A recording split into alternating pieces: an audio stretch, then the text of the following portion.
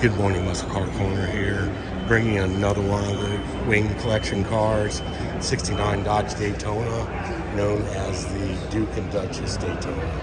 This car is a piece of drag racing history that a lot of people don't know about. Big Willie was a big man. He was cool. He was a street racer in LA that just hit it out of the park. He was just a regular dude. He was a big man, and he took it to the strip, and this car is an unbelievable piece of history. Look it up, Big Willie. This is history I like. This gentleman was just so cool that I got a lot of respect for him. And to see this car put back the way it is, it just warms my heart. It's a piece of drag racing history that a lot of people don't know about, and you need to know about it. So, looks like the restoration's amazing on this thing. Here we go. There we go. That's what it's supposed to look like, guys. That's correct. And that is plated correct. Have Mark Warman look at that. He will verify that for you. So, looks like original quarters on this car. Look at the seam on it. That's a little piece of original history right there. That's Big Willie probably did his seatbelt on that many times getting in the car. So, you know, being said, the history of this car and what it means to NHRA, I forget if it's NHRA or RHA, but take a look at Big Willie and what he did for drag racing in the day.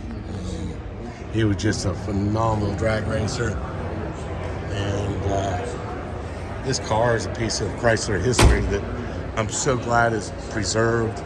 New breed of brotherhood.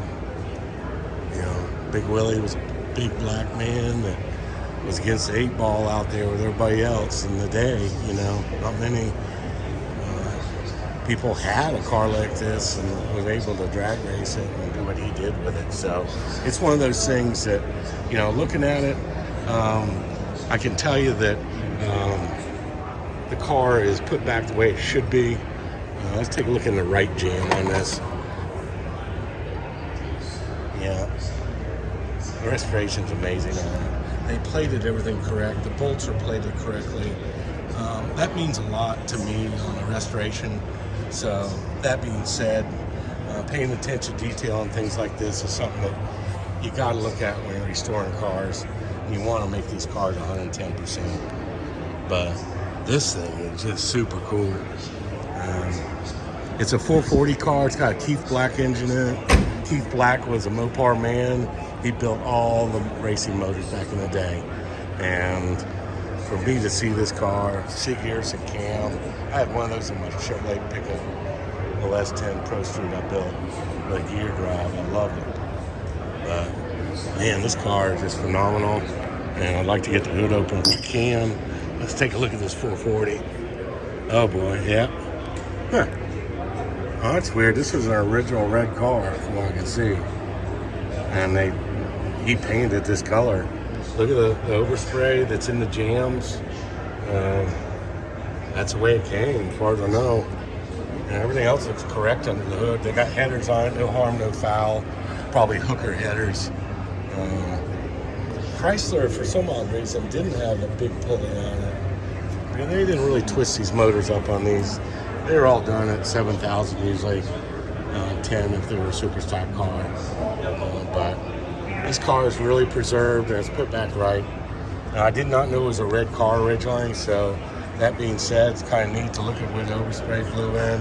If that's correct, they probably did it over again like this, just to make sure it was factory. A lot of times they didn't care about jams. When it was a drag car, they painted the outside of the car. They didn't worry about doing jams on it. Something I noticed right offhand is vacuum advance hoses off of it.